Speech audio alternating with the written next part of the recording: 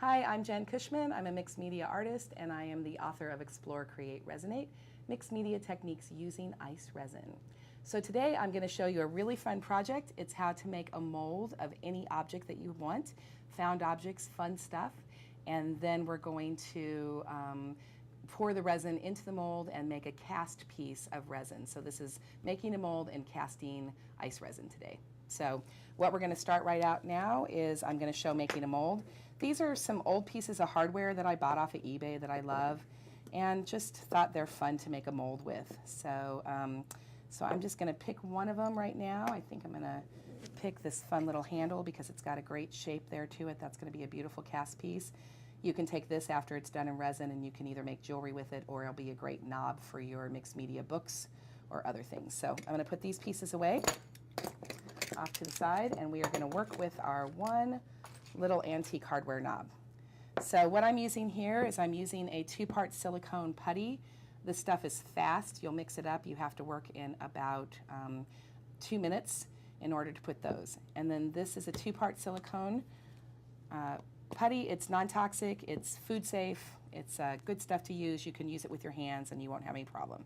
So what you want to do for a mold is you want to actually pull 2 equal parts of this.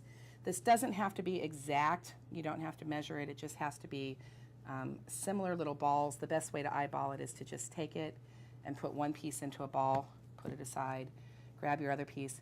Whatever silicone putty that you use to make these, they're going to be different colors. So you're going to have one color white, one color purple, blue, whatever, white usually.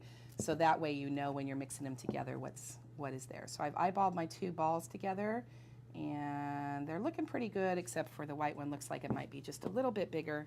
So I'm just going to pinch a tiny bit off, put it back, and then show these together. So I think that those are a pretty good equal amount. Okay, so you take your 2 parts of your putty and you start mixing them together and you'll see the striations of the white still in there. You know that it's not perfectly mixed if you still have those striations in there.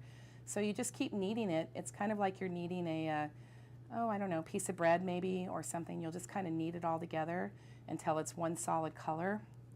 And once you get a solid color of purple, then you know that it's mixed. You don't have a lot of time with this putty. This has an open working time of only about, about 2 to 3 minutes. So you do have to work quickly with this. So you want to work fast. There I've got it all purple. I like to put it back into a ball and I like to just make it nice and straight again. And then what I do is I start kind of forming out my shape for it so I can make my casting and my embedding in there. I also like to take it and I want to make it as smooth as possible. I take my hand and I smooth this out because you're trying to get the best impression of your item, your found object that you have in there. So I'm going to smooth it out a little bit. There I have a nice smooth thing. I'm going to put it down. I'm going to take my hardware and I'm just going to push it into it very firmly. And I don't wiggle around. It's like stamping. If you stamp and then you wiggle it around, you're going to get a double impression. When you're doing molding, you want to just put it in there nice and firm. And then for resin, because you don't want it to leak out, you want to make sure that you create a nice little cup form around it. So that way your resin's going to stay in there and it's not going to leak out on you and cause problems. So it'll take a minute for it to form, and when you're doing this, you kind of just want to hold it for a few seconds. It's air drying right now as we speak, so it's very easy doing that. And then you can see if it starts to fall down a little bit. You just kind of want to hold it while it sets up a little bit. But that is it. That is all there is to making a mold for right now. And then what you want to do is you want to put it aside, and it will take, 15, 20 minutes at the most. And then once you have that, then you will pop out your found object or whatever object you want to make a mold of, and then you will have your mold in order to do your resin into. So that's making a mold.